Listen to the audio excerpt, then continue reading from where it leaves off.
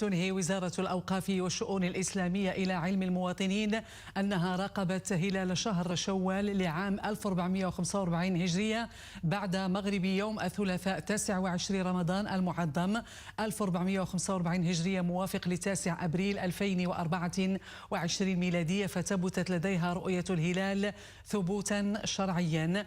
وعليه فإن فاتح شهر شوال هو يوم العيد الفطر، هو يوم غد الأربعاء 10 أبريل 2024 ميلادية.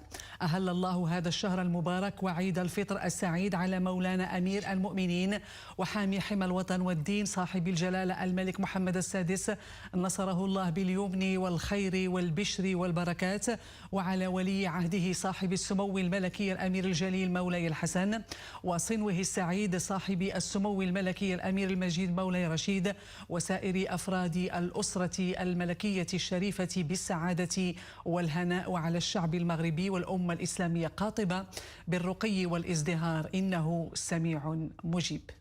إلى اللقاء. لا تتمنى لكم عيدا مباركا سعيدا، وكل عام وأنتم بألف خير.